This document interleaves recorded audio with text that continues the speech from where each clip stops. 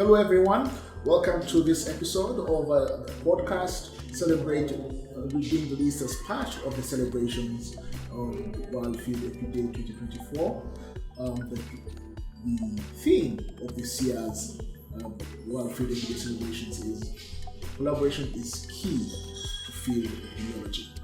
Today's episode is about HIV pandemic, and with us is Dr. Ario, who is going to talk about the HIV pandemic and give some general overview of the pandemic with some contextual information from Uganda, and also we'll talk about his experiences as a field epidemiologist.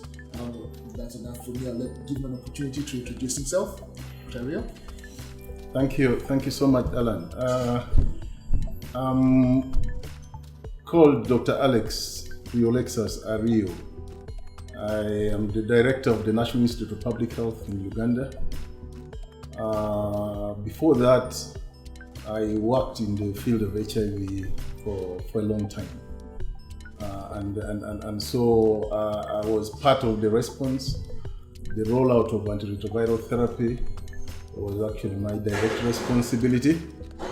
And so I attribute the successes that was recorded in HIV response to some of my efforts and the efforts of many other colleagues that I worked with. Currently, as I mentioned, I'm the head of the National Institute of Public Health, which is a science-based institution of the Ministry of Health and responsible for generating evidence and providing leadership and coordination of critical public health functions to address global health security concerns. And in that, we deal a lot with building capacity of health professionals in the country. And one of the critical cadres that we build capacity in are actually field epidemiologists. And I think the theme of this year's World Field Epidemiology Day fits very well in that context. Thank you for that answer, Dr. Ario. Let's start with you sharing some lessons you've learned from responding to the HIV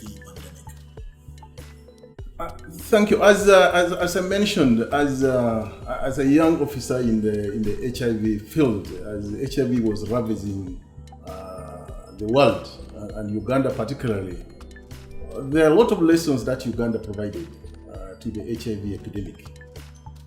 Let me go a little bit back to what it was when we actually started responding to HIV epidemic. You all recall that Uganda's response to HIV epidemic started in the 1980s, and Uganda made significant strides in controlling HIV, and many of them provide insights, to other health challenges that are around the world. So our early response to HIV was marked by President Yoweri Museveni's leadership in openly addressing the epidemic in the late 1980s and early 1990s. Government, of course, promoted a multi-sectoral approach and encouraged open dialogue about HIV and AIDS, which reduced stigma and raised public awareness. And our response at that time heavily relied on community-based organizations, including religious groups and non-governmental organizations. You all recall TASO, yes. The AIDS Information Center, yes. And many others that provided critical support in spreading awareness, providing support and changing risk behaviors, in the country. You also recall the Uganda's ABC, the famous ABC, yes. Abstain, be faithful, use condoms. It was a bold and clear public health message that helped reduce the spread of HIV by promoting behavior change. So open discussions about HIV prevention were key to destigmatizing the disease and encouraging people to seek treatment and testing. And the response in Uganda actually brought together that approach by government for the multi-sectoral approach, brought together different sectors, including Ministry of Health, including education sector, including finance and defense, amongst others, to develop comprehensive and coordinated response. And similarly, it brought on board many international agencies. You all recall UNAIDS, yes. The World Health Organization, the Global Fund, PEPFAR, USAID, USCDC, and many others that played significant roles in supporting Uganda's programs. And the Uganda decentralized health system also provided a very good fertile ground for actually expanding coverage of HIV and increasing testing. Most importantly, many people may not know, is what we rolled out, what we call the integrated management of adult and adolescent illnesses, where we actually train non-doctor prescribers, and that actually changed the trajectory of HIV. We rolled out ART. I remember very well that many of our senior colleagues, doctors, criticized us for doing that, because for the first time, we introduced non-doctor prescriptions of ART, but that increased the coverage. Exactly, antiretroviral drugs. Yes. And that increased coverage so much, and of course improved the life of the people. And then the other bit of it was the strengthening of the infrastructure and the health system. Because of the heavy investments that we had from USCDC, from PEPFAR, from the Global Fund, we actually improved infrastructure that eventually improved the overall essential health service delivery in the country. And then the other thing that provided critical lessons was that we looked at a comprehensive package of HIV. We look at prevention, we look at treatment, we look at care, including psychosocial support. And so that provided a lot, early detection, provided timely, treatment, and reduced transmission rates. And then destigmatization, worked along the way. So a balanced approach to prevention, treatment, and care was key in reducing both new infections and even AIDS-related deaths. And then the other thing was adapting our response to behavior change campaigns. Okay. So a lot that happened was that much as they were behavior change campaigns, we were offering treatment, we also started offering some other biomedical interventions, like male circumcision, if you recall. Yeah, medical male circumcision. Exactly. And so we coupled that with, as we are expanded ART coverage. So that alone actually strengthened a lot of HIV response. And then we also strengthened our data-driven approaches. Yeah, like the most current one, of course, many people may know, is what we call the Uganda Population HIV Impact Assessment Surveys. Yes. So that has provided us data to inform programming and many other things that has happened in the country. So those are some of the examples that I can give in terms of lessons learned from the HIV epidemic in general. What has the field epidemiologist learned through the response to the HIV pandemic? Now, because as a young officer who has grown up in all this and also now building the capacity of field epidemiologists, I want to just give a brief background of the evolution of field epidemiology itself in Uganda. The discipline of field epidemiology has evolved significantly and has changed the trajectory of response not only in HIV but also in public health emergencies and global health security. So we learned a lot as field epidemiologists. We've learned a lot, particularly in response to unique health challenges and the need for effective disease surveillance and outbreak response.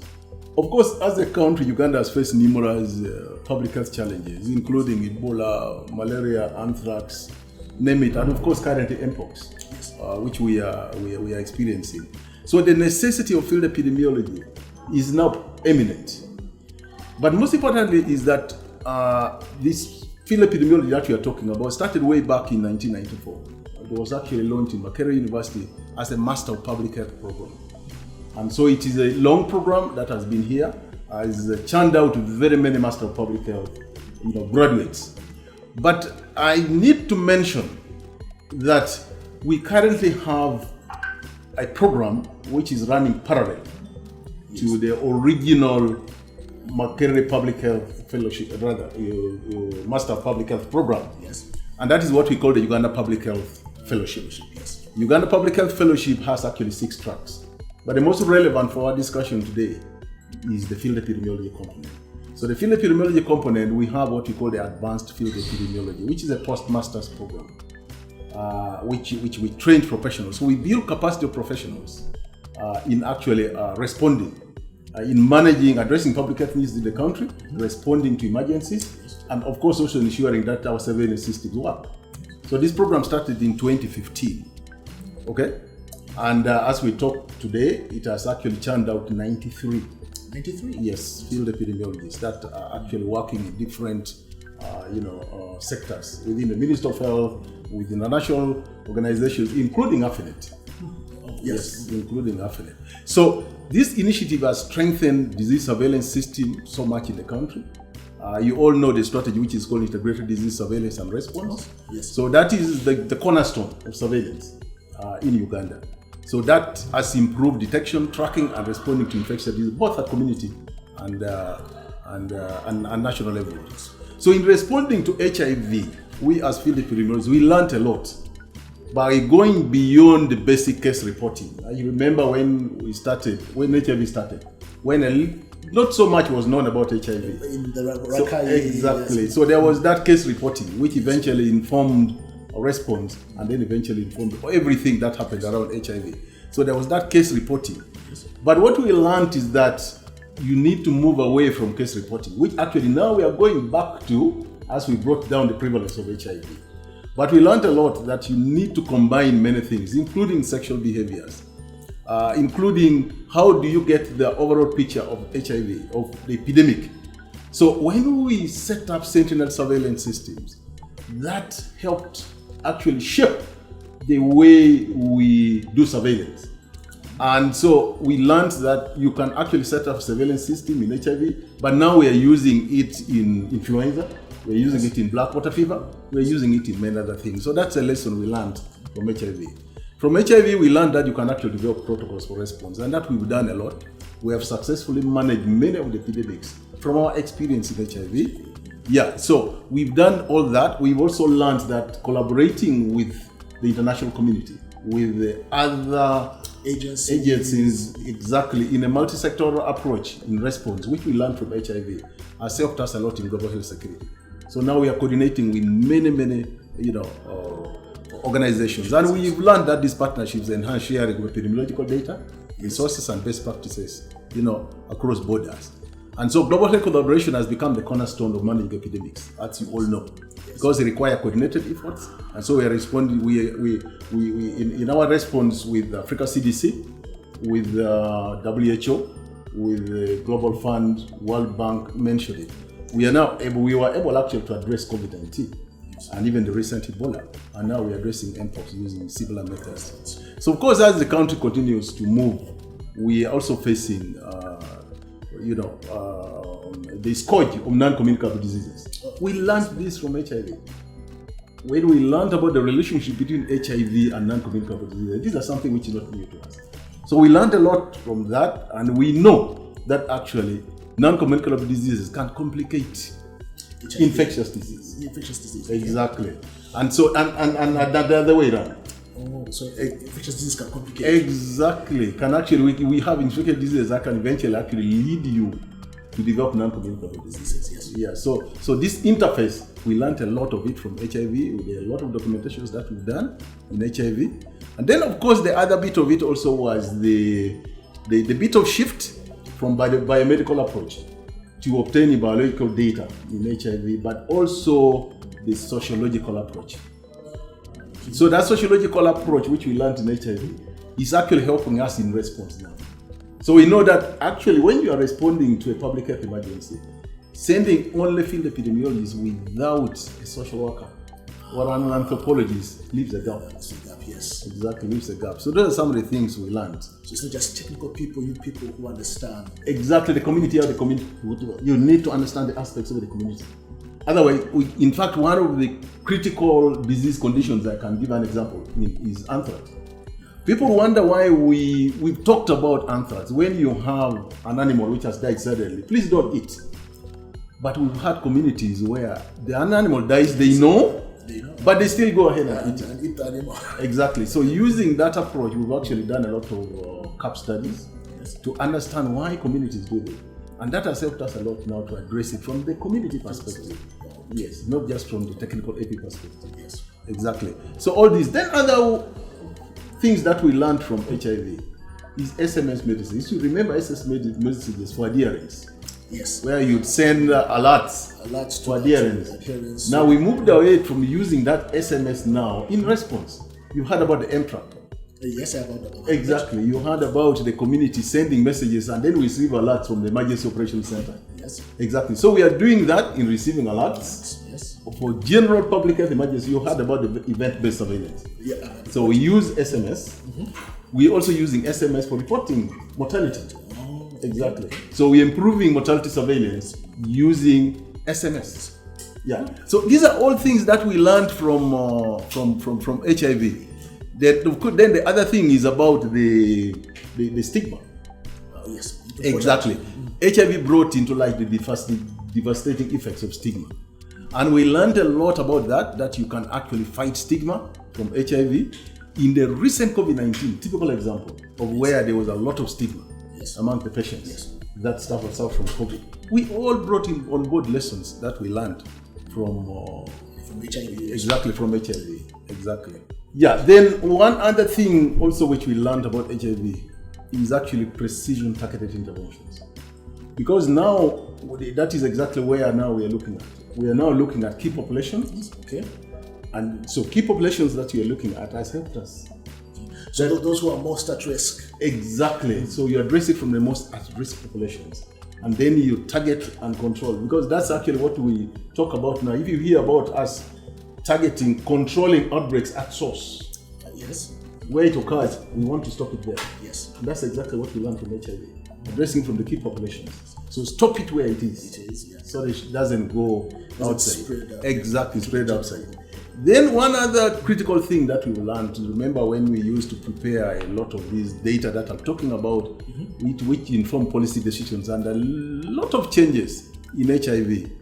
We've actually generated studies, results from studies, epi studies, outbreak investigations, surveillance data analysis or evaluations, and all that has informed development of policy briefs.